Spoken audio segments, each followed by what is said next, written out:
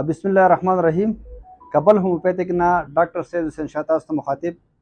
ګرانو کتونکو، نن تاسو ته زه داسې یو ضروري ویډیو کومه، دا تاسو د اخره پورې به وګورئ، په تفصیل سره به وګورئ، ځان به پرې پوهه کوئ. دا ډېر ضروري ویډیو ده ځکه چې ډېر زمونږ کوم مریضان چې دي یا زمونږ کوم کلاینټس چې دي نو هغوی موږ ته کالس کوي په مخه او تپوس کوي. نو دا ویډیو ډېره ضروري ده. دا ویډیو دې لپاره ده چې د هومیوپیتیک دوايانو استعمال څنګه کول پکار دي.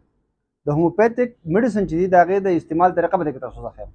نو مهرباني وکړئ دا د اخره پورې وګورئ او ځان پرې پوه کړئ چې بار بار تاسو ته بیا مسله نه وي. ګرانو کتونکو، د هومیوپیتیک میډیسن استعمال داسې پکار دی. اوس فرض کا تعالی ما یو میډیسن درکو، مطلب اکونیټ مې درکو، نو اکونیټ به ته واچوې په اوبو کې، د هغې سره دوه درې قسمه دوایي نور د صرف فار ایګزامپل اکونیټ شو، نو دا به ته په لږو اوبو کې واچوې 10 قطرې، دا به ته وڅکې لکه سهار فار ایګزامپل تا وڅکو، نو بیا به دې لا لږ مطلب ته چې کله ناشته وکړې که په نهار د ناشتې نه نیمه ګنټه مخکې به ته وڅکې، که په ماړی د ناشتې نه به نیمه ګنټه وروسته راسکې. بالکل سمدستي په ناشتې پسې هم نه کوې او بالکل د ناشتې نه سمدستي مخکې به هم نه استعمالوئ، نیمه ګنټه مخکې یا نیمه ګنټه وروسته به دوا نه استعمالوئ.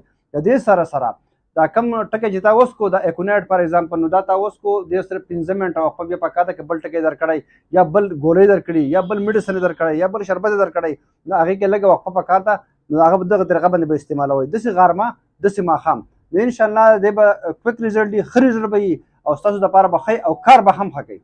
نو دغه ضروري ویډیو ده، په دې باندې ځان پوه کړئ چې بار بار تاسو ته بیا د کال ضرورت نه وي، بار بار تاسو ته بیا د تپوسونو ضرورت نه وي. ډېره مننه، اباد اوسئ او خدای آباد لره. ډېره شکریه.